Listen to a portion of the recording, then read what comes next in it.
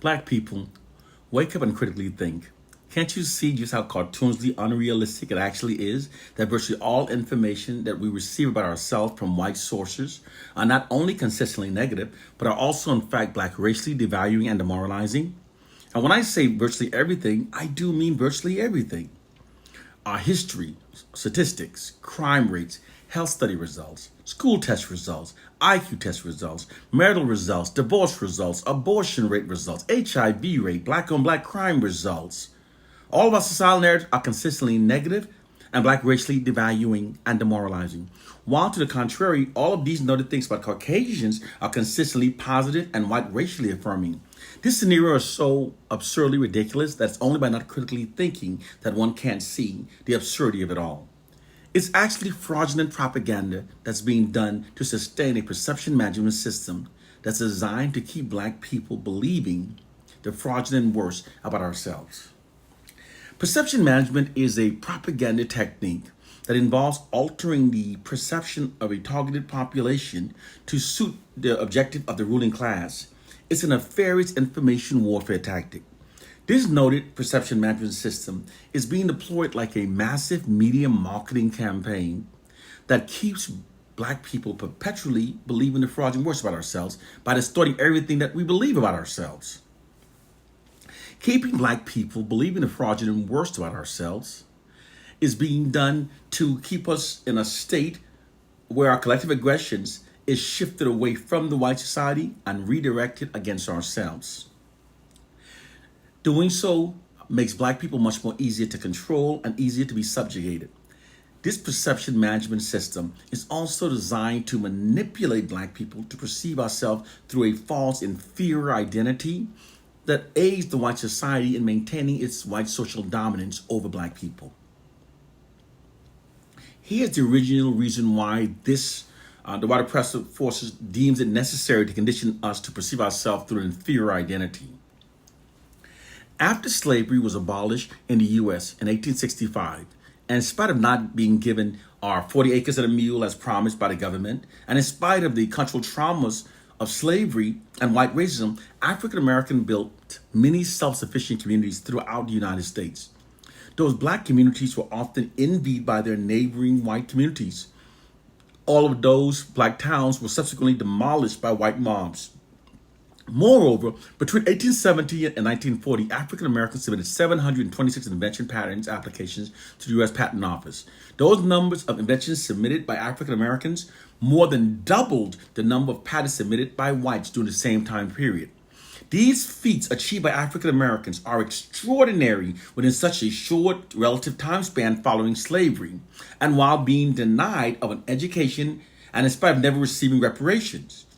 White social scientists determined that if left unimpeded, that black people could eventually elapse the white society's social dominance over black people.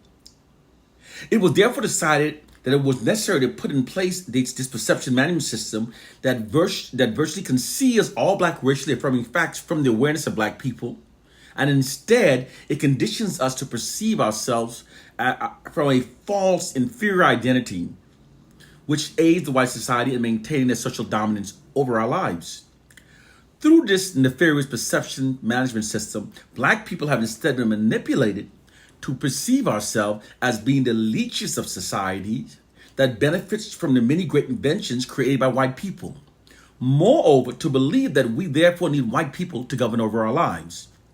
White social scientists describe this nefarious, hidden, unethical practice as instilling a value system into the collective minds of black people that serves and protects the interests of the white dominant society. However, the hidden reality is that in spite of cultural traumas wrought by the injustice of white racism and slavery, most inventions that revolutionized the world were in fact either invented by black people or were inspired by early inventions by black people.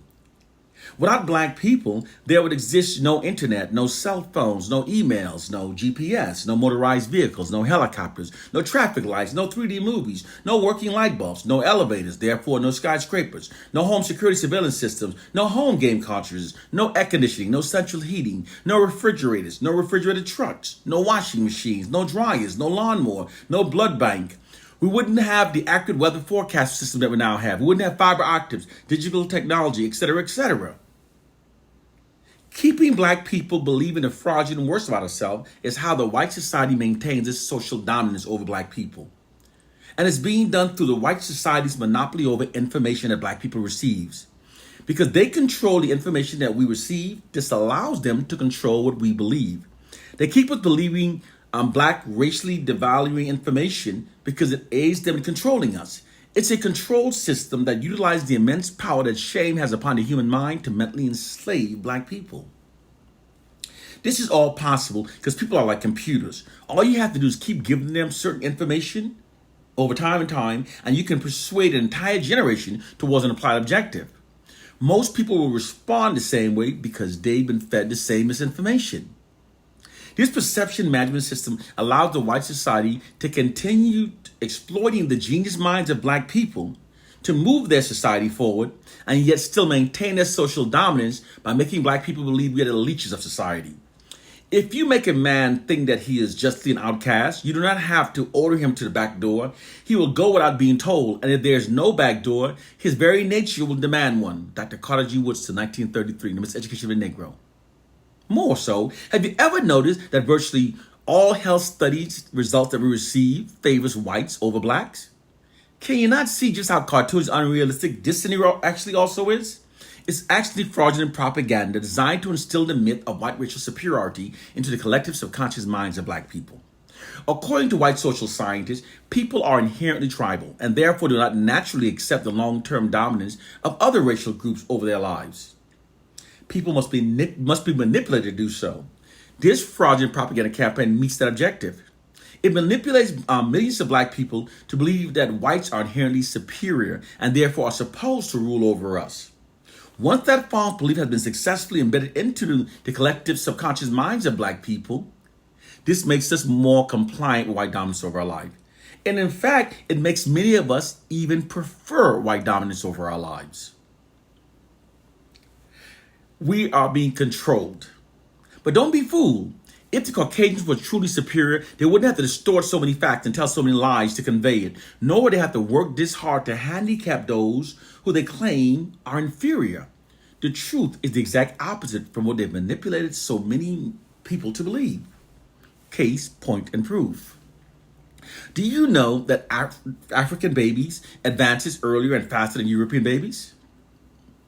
In the development psychology of the black child, Dr. Amos Wilson analyzed studies conducted by white social scientists that reveal significant difference in how quickly black babies develop compared to white babies. The studies found that at only 9 hours old, black babies are able to lift their heads and turn their head to prevent it from falling back. It took white babies roughly 6 weeks to accomplish the same task. By the time black babies were 11 months old, they were able to climb the steps alone, while white babies typically took 15 months to do it. Studies have also found that whites are also more prone to lifetime mental disorders than blacks. 4 recent studies funded by the National Institution of Mental Health Consortium and Psychiatric Epidemiology Studies reported that whites had the highest rate of lifetime mental disorders. A Cornell University-led studies also found that whites are both genetically weaker and less diverse than blacks. The Cornell study published in the journal Nature also found by analyzing the genetic makeup of 20 white Americans and 15 African Americans that whites had more possibly harmful mutations than African Americans. That fact was reinforced by a larger scale study also in Nature, led by the science from the University of Michigan and Virginia, who analyzed genetic samples of 485 individuals scattered around the globe, whose DNA is recorded in a French data bank. The researchers also found that blacks are genetically stronger and have a greater amount of genetic diversities than Caucasians. White people are far more prone to various genetic defects and malfunctions and disorder. Also, the true reason why people perform laboratory experiments on white inbred lab rats is to see how experiments will potentially go over in the Caucasian population. If they want to know how something will impact the human population, the benchmark is to use a colored rat. In the human world, to see how it works, they use black people. Black people are the true and only full Homo sapiens. Black humans contain the full dominant genes of human normalcy. When they started integrating sports by allowing black athletes to join white teams, those white teams owners initially refused to integrate. They found it difficult to remain competitive against the teams who had been integrated. Those teams that had 1 to 3 players was dominating the team that had no black players, which forced them to integrate to remain competitive. This refused to admit that the bodies of whites are superior. Did you know that the real reason why Africans were used as slaves in America rather than Native Americans was because Africans had the strongest immune systems?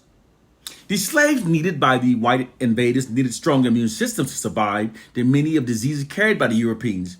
Europeans brought a large number of diseases to America that caused the death of millions of Native Americans. Yeah, and I know in the movies they want you to think that they were such great fighters and they killed them because they were great fighters.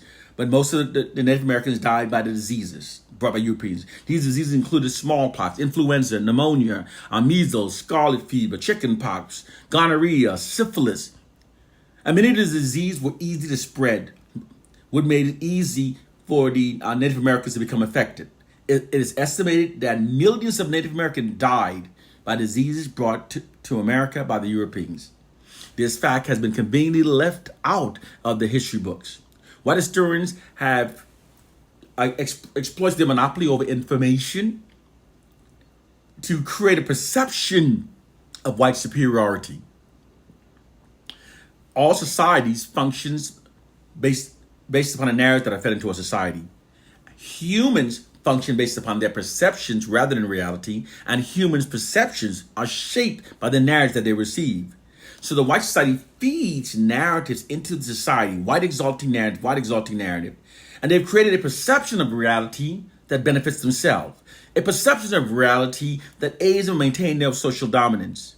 Your entire perception of reality is an elaborate white deception created by false white exalting narratives.